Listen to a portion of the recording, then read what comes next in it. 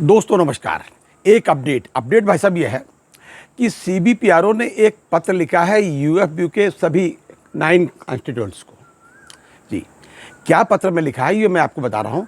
महत्वपूर्ण पत्र है। पत्र इसलिए महत्वपूर्ण है भाई साहब कि अभी जब 23 तारीख को इनकी वार्ता हुई थी, जी आईबीए से जब 23 तारीख को वार्ता हुई आईबीए और यूएफबीयू के मतलब सभी कॉन्स्टिट्यूएंट्स की, तो जो उसके बाद 2 दिन बाद पत्र लोगों ने निकाला। एआईबीओए ने तो अगले दिन निकाल दिया, लेकिन बाकी लोगों ने 2 दिन के बाद पत्र निकाला 25 तारीख को। और जो उसमें डेवलपमेंट अपने बताए, जो बताए हमने वही मान लिया भाई कि चलो यही हुआ होगा भाई, वहाँ गए हैं, यही तो अंदर गए हैं, इन्होंने बात की और जो नतीजा निकला। लेकिन अगर वही सही मान लें, उसी बात को मान लें, चलिए हम मानते भी वही बात है, तो उसमें जो पेंशनर्स के मामले में जो बातें उन्होंने कही हैं उसमें ये तो हमें पता चलता है कि जैसे उन्होंने लिखा कि साहब आईबीए ने ये कहा। अरे भाई, आईबीए ने अगर कोई गलत बात कही तो आपने अपोज किया कि नहीं किया? नहीं किया। उस पत्र में तो नहीं दिखा है, सर्कुलर में मेरा मतलब है। अगर किया होता तो आप उसमें बताते कि साहब हमने अपोज किया, लेकिन नहीं किया। खैर, और इसके अलावा तमाम बातें उन्होंने कहा कि इन्होंने ऐसा किया, हमने वैसा किया। वहाँ कितनी उठाते हैं हमको नहीं पता, हम ये बात नहीं जानते कितनी उठाते हैं। कुछ ना कुछ तो बात होती ज़रूर है, ये तो सही है, क्योंकि अगर कुछ भी बात ना होती तो ये आपका जो एक्सग्रेसिया का मामला है वहाँ तक भी ना पहुँचता रो पीट करके। अगर ज़रा भी उठाते होते तो बहुत पहले भाई साहब हम लोगों का जो है पेंशन अपडेशन हो गया होता। अब तो कभी कभी सोचना पड़ता है कि बात उठाते भी है कि नहीं उठाते हैं, क्योंकि भाई देखिए, अगर जो केस होता है सुप्रीम कोर्ट, यहाँ तक कि हाई कोर्ट में भी, उसकी तो वीडियो रिकॉर्डिंग होती है। आप चाहे कभी भी देख लें, किसी भी केस का सारी वीडियो रिकॉर्डिंग होती है, गवर्नमेंट की तरफ से होती है। अब इसमें तो ऐसा कुछ होता नहीं, जो भैया बता दोगे मानेंगे। और सारे लोगों ने जब देखिए, या तो जैसे मीटिंग खत्म हो आपने जो सर्कुलर कर दिया वही फाइनल है, उसमें आपने कुछ गढ़ा मढ़ा नहीं, उसमें कुछ एडिट नहीं किया। लेकिन जब 2 दिन सोच समझ करके आप मिलजुल करके बनाओगे तो निश्चित रूप से कहीं ना कहीं शंका जरूर होती है। हालांकि हम विश्वास करते हैं आपके ऊपर, ये अलग बात है कि काफ़ी समय से विश्वास करते चले आ रहे हैं।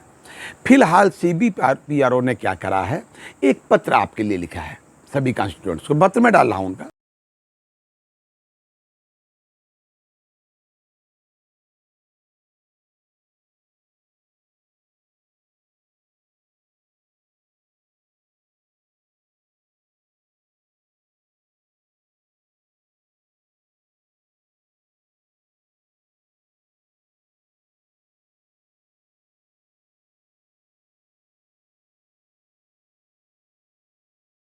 उनका उसमें उन्होंने सीधे सीधे बताया कि जो हुआ सो हुआ। आप 29 तारीख को जब आप सीएलसी के पास जाएंगे, आप में और आईबीए के बीच वार्ता होगी, तो इन बिंदुओं को मत भूलिएगा।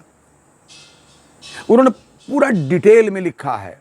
जी हाँ, स्पेशल अलाउंस के बारे में भी लिखा है, और आपका समझ लीजिए हेल्थ इंश्योरेंस बियर करना चाहिए बैंक को, ये भी लिखा है। सारी बातें उन्होंने डिटेल में लिखी हैं। पेंशन का 1993 और 95 का सारी बातचीत और 35 से सारी बातें उन्होंने लिख मारी हैं। वो इसलिए लिख दी हैं कि भैया आपको सोचना ना पड़े कि हमको क्या बात करनी है, आप भूल मत जाइए वहाँ क्या बात करनी है। ये सब सजा करके आपको दे देते हैं, इसके बावजूद आप वहाँ बात जा करके नहीं कहते या नहीं कह पाते। मैं नहीं समझता क्या बात है, कौन से दबाव में रहते हैं या क्या रहता है आपके साथ में। तो फिलहाल फिर सीबीपीआरओ ने इनको खूब सजा करके गढ़ करके दे दिया कि भैया इसको पढ़ लो, रट लो, ये बातें 29 तारीख को मत भूल जाइएगा। और उनको कहा भी है कि आपने ये बातें उठाई, चलिए बहुत अच्छा, चूँकि उन्होंने अपने पत्र में कहा कि ये बातें उठाई तो ऐसा हुआ, उसको उन्होंने धन्यवाद भी दिया, अप्रिशिएट भी किया, हम लोग भी अप्रिशिएट करते हैं। तो अब ये 29 तारीख को इनको जाना है, इसलिए भाई मैं बता दूं आपको। देखिए, है क्या कि अगर ये बार बार अपने तरीके से उठाएं, हर बात को उठाएं, अपनी प्रभावशाली ढंग से, बिना किसी लालच के, बिना किसी डरे कहें, तो भाई साहब मैं नहीं समझता कि सही बात कहने पर क्यों नहीं मानी जाएगी। एक बार मानी नहीं जाएगी, 2 बार नहीं मानी जाएगी, कब तक नहीं मानी जाएगी? भाई साहब 30-32 साल बहुत होते हैं, बहुत होते हैं। और कभी कभी हम लोग ये सोचने पर मजबूर हो जाते हैं कि हम इनके भरोसे हैं क्या? क्यों हैं हम इनके भरोसे? क्या हमारी जनसंख्या नहीं है? हमारी संख्या जो पेंशनर्स की है वो नहीं है? अरे लेकिन हम तो चाहते हैं कि सब लोग मिलकर के करो, तो आपके इश्यूज़ भी हों, हम आपके इश्यूज़ पे खड़े रहते हैं। जब आप डिमांस्ट्रेशन करते हो, सबसे पहले हम लोग रिटायरीज आदमी अपना कुर्ता पैजामा या पैंट बुशर्ट पहन के हाजिर हो जाते हैं। भाई साहब मैं आपके समर्थन खड़ा हूँ, हमारे अंदर वही खून है जो पहले कामरेड वाला जो बिल्कुल था, आज भी बिल्कुल वही है। और आप जब अंदर जाते हैं, चाहे CBPRO लिखा है या कोई इनको लिखा है पत्र, AIB पार्क लिखा है, कोई भी लिखे, ये अपना सुन भले लें, सुन लेते हैं, समझ लेते हैं, इनका जितना मन होता कहते हैं।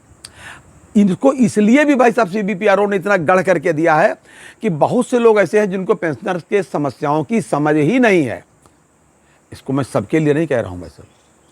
हाँ, अभी एक पिछली मीटिंग में वेंकटचलम साहब ने मेरे ख्याल से, जहाँ तक मैं समझ रहा हूँ, एक प्राइवेट सेक्टर की बैंक थी, उसके किसी मीटिंग में इन्होंने कहा, जी शायद फेडरल बैंक का था जहाँ तक मामला, उसकी मीटिंग में इन्होंने कहा कि हमारा बहुत ही गौरवशाली इतिहास रहा है। अरे सही है, गौरवशाली इतिहास आपका है, मैं कहाँ कह रहा हूँ गौरवशाली इतिहास AIB का नहीं है, या पेंशन दिलाने में उसका रोल कम है, ऐसा मैं बिल्कुल नहीं कहता, मैं क्या कोई नहीं कहता।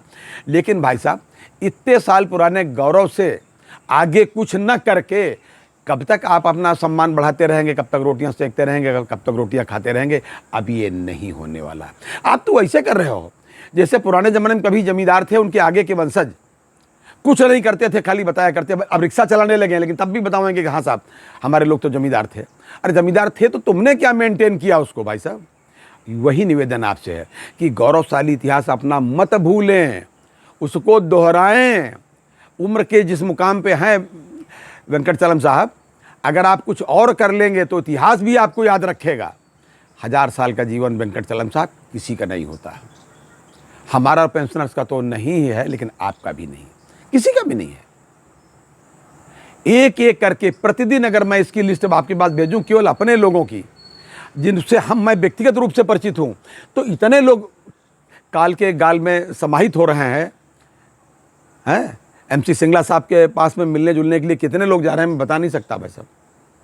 इसके बावजूद आपको समझ में नहीं आता।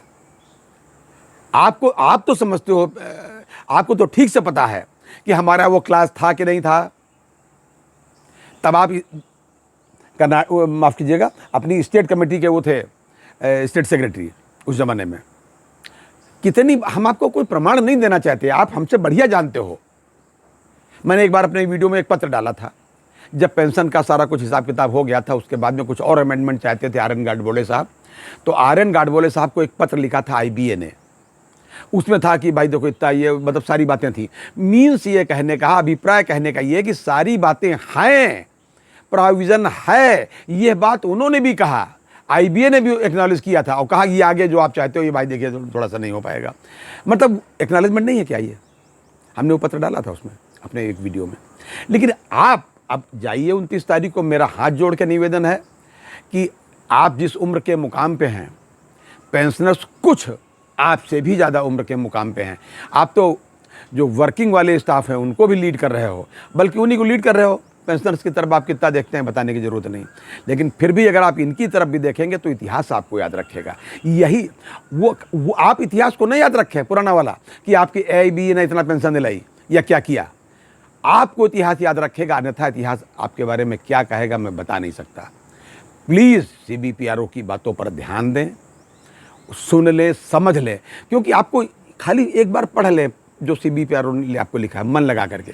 आपको कुछ नया अपनी तरफ से अध्ययन करके तैयारी करने की ज़रूरत नहीं, होमवर्क करके दिया है उन्होंने।